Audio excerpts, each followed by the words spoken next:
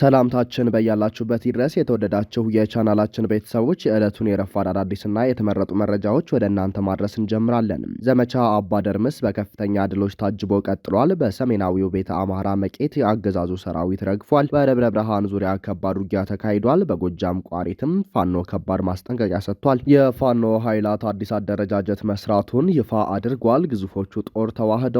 የአብይ አህመድ ጀንበር እየጠለቀች ነው ብለዋል አርበኛው መነኩሴ። እናትና ልጅ በ15 ወታደሮች መደፈራቸውን ዓለም አቀፉ ተቋም አጋልጧል። ዝርዝር መረጃ ይዘናል። በክቡር ሰማዕቱ አርበኛ ማንዴላ አያዩ ስም በታወጀ ዘመቻ በጎንደር ከደጎማ ወደ ዛንተራ ቀበሌ ሲንቀሳቀስ በነበረ የጠላት ኃይል ላይ በተፈጸመ የቆረጣ ማጥቃት 25 ወታደሮች ሲገደሉ በርካቶች መቁሰላቸው ታውቋል። አማራዊ የጦር ብልሃትን ከሽምቅ ሳይንስ ጋር እያዋሃደ ነው በተባለው በዚህ የቆረጣ ማጥቃት የፋኖ አቅም ምን ያህል ጠንካራና በትንሽ የሰው ኃይል ትላልቅ ግዳጆችን በስኬት የሚወጣ መሆኑን ያስመሰከረ መሆኑን በገሃድ የታየበት ነው። በአንጻሩ ደግሞ የአገዛዙ ኃይል የሚሰነዘርበትን ጥቃት ተከላክሎ ራሱን ማዳን የማይችልበት ደረጃ ላይ መድረሱን አሳይቷል ተብሏል። ቆረጣ ጥቃቱን ተከትሎ ለእገዛ ወደ ቀጠናው የገባው ተጨማሪ የጠላት ኃይል ጋር ከባድ የጨለማ የጨበጣ ውጊያ ያደረገው ፋኖ በዚህም ያለ አንዳች ኪሳራ የጠላትን አከርካሪን መስበሩ ተነግሯል።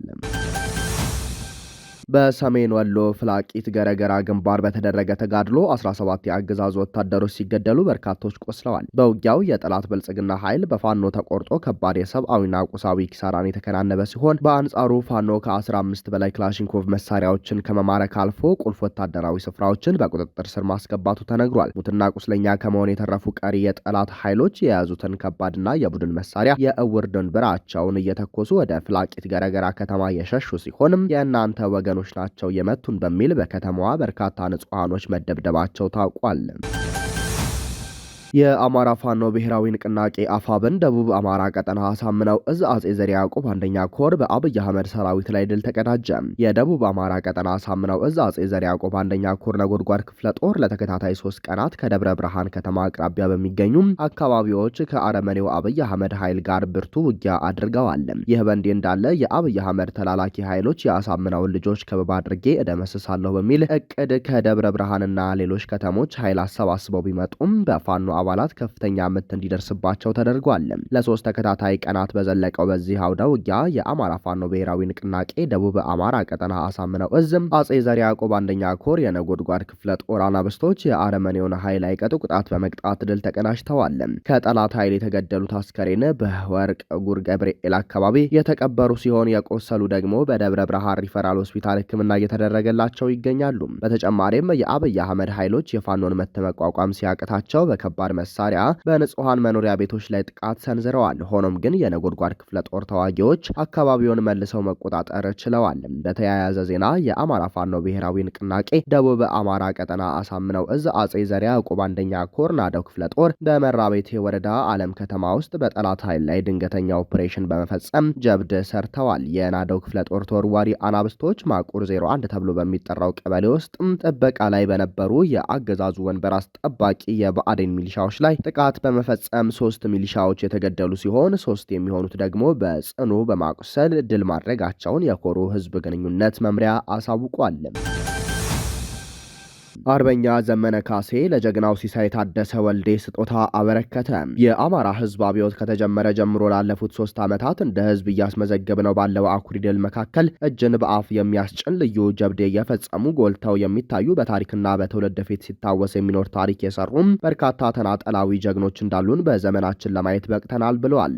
አርበኛው ከእነዚህ ጀግኖች መካከል ሲሳይ ታደሰ ከነበረበት የጠላት 25ኛ ክፍለ ጦር ካምፕ ውስጥ 3 የአረመኔውን አገዛዝ አባላት በመምታት 4 ክላሽ በመያዝ ጀብድ ፈጽሞ የወገን 54ኛ ክፍለ ጦርን ስለተቀላቀለ የጀግንነት የክብር ምስክር ወረቀት ከ50 ሺህ ብር የማበረታቻ ሽልማት ጋር ተሰጥቶታል ነው ያለው። በተጨማሪም በክፍለ ጦሩ በኩል የ50 ሺህ ብር እና 1 ክላሽ በመስጠት በርታ በማለት በድርጅቱ አመራሮችና በኮሩ ሰብሳቢ ስጦታው ተበርክቶለታል። በአማራ ፋኖ ብሔራዊ ንቅናቄ ቴዎድሮስ እዝ 102ኛ ኮር 33ኛ ክፍለ ጦር ለአገዛዙ ተላላኪ ሚሊሻዎችና የጥፋት ተባባሪዎች ማስጠንቀቂያ ሰጥቷል። በቋሪት ገበዘ ማርያም ከተማና በአካባቢው በሚገኙ ንጹሐን ወገኖቻችን ላይ ለፋኖ የገንዘብ መዋጮ አስተባብራቸዋል በሚል የፈጠራ ሰበብ እያደረሳችሁት ያለው እስር፣ ወከባና እንግልትም በዝርዝር እየተከታተል ነው ይገኛል ያለው ክፍለ ጦሩ የህዝብን ሰላም ማስጠበቅ ሲገባቸው ለአረብ ኢሚሬት፣ ለአዘርባይጃንና መሰል የባዕዳን አጀንዳ ተላላኪ በመሆን በገዛ ወገናቸው ላይ የምትፈጽሙት ግፍ ገደቡን አልፏል ብሏል። በመሆኑም በሰበብ አስባቡ የታሰሩ ንጹሐን ዜጎች ያለምንም ቅድመ ሁኔታ በአስቸኳይ እንዲፈቱ አሳስቧል። የነጻነት ታጋይ የሆነው የአማራን ፋኖ ለመደገፍ የቆረጠውን ህዝብ ማሰርና ማንገላታት ትግሉን ከማፋጠን ባለፈ ለእናንተ የሚያተርፈው የታሪክ ተወቃሽነትና የህግ ተጠያቂነት ብቻ ነው ብሏል። ይህንን ግልጽ ማስጠንቀቂያ ችላ በማለት በንጹሐን ላይ የሚያደርሱትን እንግልት የማያቆሙ ከሆነ ክፍለ ጦሩ የህዝቡን ደህንነት ለማስከበር ሲል በማንኛውም ሰዓትና ቦታ አስፈላጊውንና ተመጣጣኝ የሆነ እርምጃ ለመውሰድ እንደሚገደድ መሆኑን አሳውቋል።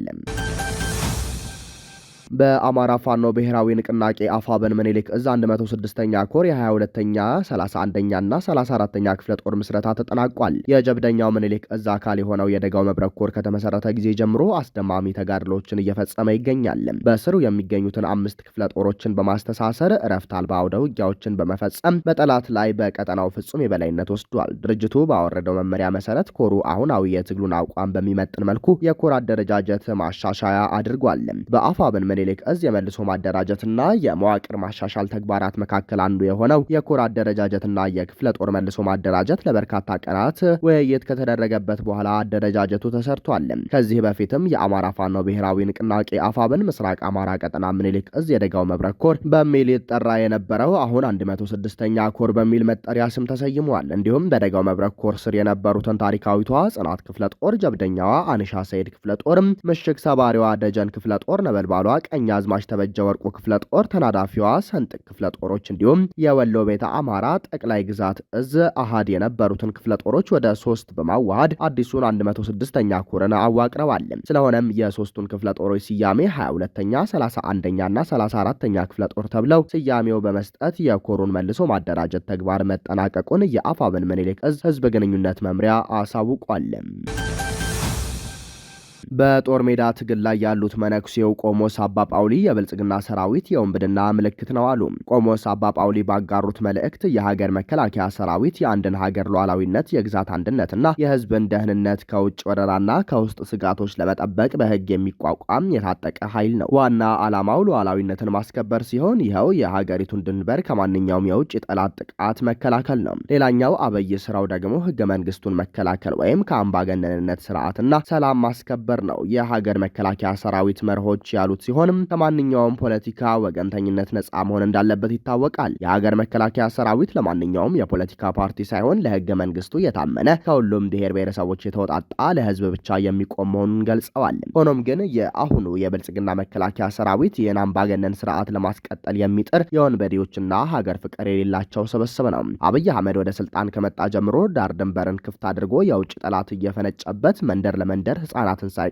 አረጋውያንንም ጭምር የሚጨፈጭፍ እጅግ አረመኔያዊ ኃይል ነው። ኢትዮጵያ ወደ ከፍተኛ ቀውስ እንድትገባ ዋነኛው ተጠያቂ የሀገር መከላከያ ሰራዊት እንደሆነ ሁላችንም መገንዘብ ይኖርብናል። ህዝብን በቃን ስርዓቱን አንፈልግም ብሎ ሰላማዊ ሰልፍ ሲወጣ ከመጨፍጨፍ ጀምሮ ህግ ለማስከበር ብሎ በትግራይና በአማራ ክልል ተሰማርቶ የሰራው ግፍ እጅግ የሚዘገንን ነው። በአሁኑ ሰዓት በመላው የአማራ ህዝብ በየቀኑ ከሚጨፈጨፉት በዘለለ የሚደፈሩ ሴቶች ስፍር ቁጥር የላቸውም ነው ያሉትም። መከላከያ ሆይ አንተ ከህዝብ መውጣትህን እንዴት ትረሳለህ?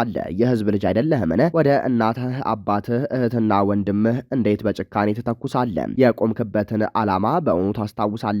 ሲሉ የሚጠይቁት አባ ጳውሊ መንግስት ይሄዳል፣ መንግስት ይመጣል፣ አሮጌ ስርዓት ያልፋል፣ አዲስ ስርዓት ይተካል። ሀገርን የሚጠብቅ የህዝብ ልጅ ግን ቋሚ ነው። እርጅናና ሞት ካልገደበው የህዝብ ልጅ ለህዝብ የሚቆም ነው ብለዋል። ውድ የመከላከያ ሰራዊት አባላት ወገኖቻችን እባካቸው አስተውሉ። መንግስት እናንተን ከህዝብና ከታሪክ ጋር እንድትጣሉ አድርጓል። ትናንት በሰሜን ጦርነት የከፈላችሁት መስዋዕትነት ከንቱ እንደነበር ዘንግታችሁት ነው? ስንቶቹ ረገፉ? ስንቶቹስ አካለ ስንኩላን ሆነው ተስፋቸው ጨልሞ በስቃይ እየኖሩ ነው? መንግስት ዞር ብሎ አላያቸውም። እናንተም ነገ ተመሳሳይ እድል እንደሚገጥማችሁ መረዳት አለባችሁ። ታሪክ ሲወቅሳችሁ ይኖራል። ጥንት ኢትዮጵያውያን ያቆዩልን አርበኞች የኢትዮጵያ ፋኖ አባላት ሀገራችንን በደምና በአጥንት መሰረት ነው። እነርሱም ሀገርን ጠበቁ፣ ዳር ድንበርን አስከበሩ። ታሪክም ለዘላለም ሲዘክራቸው ይኖራል። በመሰረቱ አሁን ያለው የአብይ አህመድ ስልጣን አስጠባቂ ኃይል ወይም መከላከያ ምንም ወታደራዊ ዲሲፕሊንም ይሁን ሰብአዊነት የሚሰማው አይደለም። አብዛኞቹ የመከላከያ ሰራዊት የኦሮሞ ልዩ ኃይል አባላት ስለሆኑ የአማራ ጥላቻ ስላለባቸውም ጭምር ህዝብን ለማሰቃየትና ክልሉን ለማውደም የተሰማሩ ናቸው። እውነተኛ የኢትዮጵያ መከላከያ ሰራዊት የነበራችሁና አሁንም ሰላም ለማስከበር በሚል በመንግስት ፕሮፓጋንዳ ተታላችሁ ህዝብን እየበደላችሁ እናንተም በከንቱ መስዋዕትነት እየሆናችሁ ያላችሁ ሁላችሁም አስተውሉ። የገጠማችሁት ከህዝብ ጋር እንጂ ከተወሰኑ አማጽያን ጋር አይደለም። ኢትዮጵያን እንዳትፈርስ ከሚከላከልና ለህልውናው ከሚታገል እውነተኛ ህዝብ ጋር ነውና ጸባቸው ምንም አታሸንፉም። ያላችሁ አማራጭ ከህዝብ ጎን ቆሞ በታሪክ ከመወቀስ መዳን ብሎም ከንቱ መስዋዕትነትን ማስቀረት ነው። ወደዳችሁም ጠላችሁም ምንም አታሸንፉም። ህዝብን ማሸነፍ አይቻልም። ከህዝብ ጋር እውነት አለ። ህዝብ ሁሌም አሸናፊ ነው። አብይ አህመድ መሽቶበታል። አትድከሙ። በከንቱ መስዋዕትነት አትሁኑ። ውድ በመከላከያ ውስጥ ያላችሁ ወገኖቻችን ሳይመሽ ንቁ። ሀገርን በጋራ ከውድቀቷ እናንሳትና ታሪክ እንስራ። ይህ ካልሆነ ግን አገዛዙ ጋር አብራቸው ታሪክ ትሆናላችሁ። ትውልድ የማይዘነጋው መጥፎ ታሪክ ድል አይቀርም። አንድ ሆነን ኢትዮጵያን እንታደግ። ኢትዮጵያ ታሸንፋለች። አምባገነን ስርዓቱና ተባባሪው ኃይል ሁሉ ይወድቃሉ ብለዋል ቆሞስ አባ ጳውሊ ከጦር ግንባርም።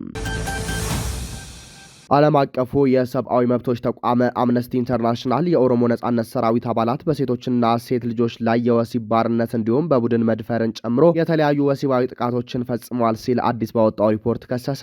የታጣቂ ቡድኑ አባላት በሴቶች ላይ የፈጸሟቸው ጾታዊ ጥቃቶች፣ ከፍርድ ውጭ የሆነ ግድያና የንጹሐንን ንብረት የማውደም ድርጊቶች በጦርነት ወንጀል ሊፈረጁ የሚችሉ እንደሆነ አስታውቋል። አምነስቲ ኢንተርናሽናል ዛሬ አርብ የካቲት 27 ቀን 2018 ዓ.ም ይፋ ያደረገው የምርመራ ሪፖርት በኦሮሚያ ክልል የሚንቀሳቀሱ የታጣቂ ቡድኑ አባላት ከአውሮፓውያኑ 2020 እስከ 2024 ባሉት ዓመታት የፈጸሟቸውን ድርጊቶች የዳሰሰ ነው። ምርመራው የተደረገው በኦሮሚያ ክልል ቄለም ወለጋ ዞን ውስጥ በሚገኙት ሳዮና አንፊሎ ወረዳዎች ውስጥ እንደሆነ ገልጿል። የሰብአዊ መብቶች ተቋሙ ምርመራውን ሲያከናውን በቡድኑ አባላት ወሲባዊ ጥቃት የተፈጸመባቸው 10 ሴቶች ቃለ መጠይቅ ማድረጉንም እንዲሁም የጤና ባለሙያዎች ማነጋገሩንና የሕክምና መዝገቦችን መመርመሩን አስረድቷል። በምርመራው ከተካተቱ ሴቶች መካከል 7ቱ ጥቃት በተፈጸመባቸው ወቅት እድሜያቸው ከ18 ዓመት በታች እንደነበርም አክሏል። በ2011 ዓመተ ምህረት የተጀመረው የኦሮሞ ነጻነት ሰራዊት ኦነሰና የመንግስት ጸጥታ ኃይሎች ግጭት ከፍተኛ ጉዳት እያደረሰ ያለው በሲቪሉ ህዝብ ላይ እንደሆነ አምነስቲ ለመገናኛ ብዙሃን በላከው መግለጫ ላይ ጠቅሷል። የድርጅቱ የምስራቅና ደቡብ አፍሪካ ሪጂናል ዳይሬክተር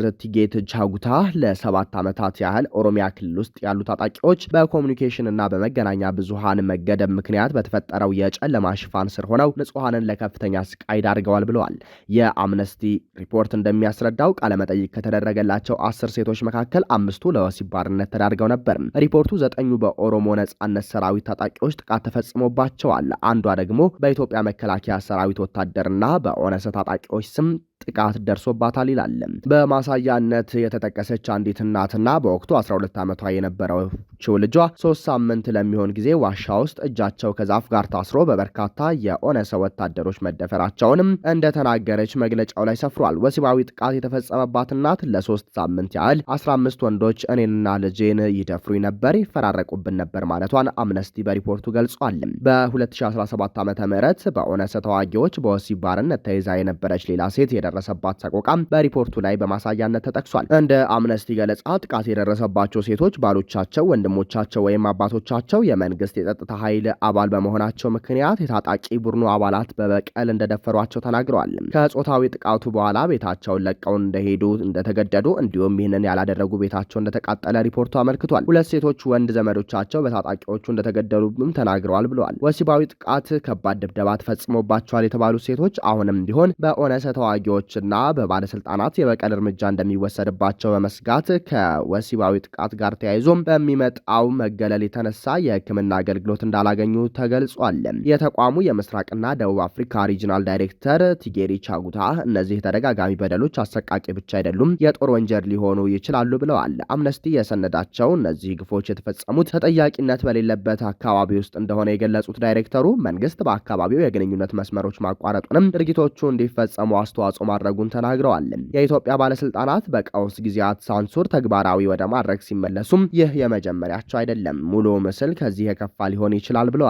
በሲቪሎች በተለይም በሴቶችና በልጃገረዶች ላይ የሚፈጸመው የበደል አዙሪት ማብቃት አለበት ያሉት ቻኩታ ዓለም አቀፍና የአፍሪካ የመብት ተከታታዮች ድምጻቸውን እንዲያሰሙ ጠይቀዋል። የኢትዮጵያ ባለስልጣናት ወንጀለኞችን ተጠያቂ ማድረግ እንዲሁም ለተጎጂዎችና የጥቃት ሰለባዎች ፍትህ እንዲሁም መፍትሄ ማቅረብን ዓላማው ያደረገ አስቸኳይ ገለልተኛና ጥልቅ ምርመራ እንዲጀምሩ መጠየቅ አለባቸው ብለዋል። በምርመራው የተካተቱ ሴቶችም በሚፈጸሙ ጥቃቶች እንዲቆሙ እንዲሁም ፍትህና ተጠያቂነት እንዲሰፍን እንደጠየቁ በሪፖርቱ ተጠቅሷል። የሰብአዊ መብቶች ተቋሙ ሪጂናል ዳይሬክተር የኦሮሞ ነጻነት ሰራዊትም እንደ ወሲባዊ ጥቃትን፣ ሌሎችን የስቅይ ድርጊቶች፣ ግድያን፣ የግዳጅ መፈናቀል ያሉ ድርጊቶችን የፈጸሙ አባላቱ ላይ እርምጃ እንዲወስድ ጥሪ አቅርበዋል። የታጣቂ ቡድኑ አመራሮች እነዚህንና ሌሎች በዓለም አቀፍ ሕግ መሰረት ወንጀል የሆኑ ተግባራትን የፈጸሙ ታጣቂዎችንና ወይም አሃዶችን ትጥቅ ማስፈታትና ማሰናበት አለባቸው ብለዋል። ታጣቂዎቻቸው ዓለም አቀፍ የሰብአዊነት ሕግንና ዓለም አቀፍ የሰብአዊ መብቶች ሕግን እንዲያከብሩ በአስቸኳይ ትዕዛዝ እንዲሰጡም አሳስበዋል። የኦሮሞ ነጻነት ሰራዊት የተመለከተው ይህ የአምነስቲ ኢንተርናሽናል ይፋ የሆነው የኢትዮጵያ ሰብአዊ መብቶች ኮሚሽን ታጣቂ ቡድኑ በኦሮሚያ ክልል አርሲ ዞን ቁጥራቸው በውል ያልተለዩ ሰዎችን መግደሉን የሚገልጽ መግለጫ ባወጣ በቀናት ልዩነት ነው። ኢሰመኮ ረቡዕ ዕለት ባወጣው መግለጫ ታጣቂ ቡድኑ ባለፈው ሳምንት ረቡዕ በፈጸመው ጥቃት የህይወት መጥፋት፣ የአካል ጉዳት፣ እገታ እንዲሁም መፈናቀል መድረሱን እንዳረጋገጠ አስታውቆ ነበር። ውድ የብላክ ላይን ሚዲያ ቤተሰቦቻችን ለሰዓቱ የነበረን መረጃ ይህንን ይመስላል። ጤና ይስጥልን።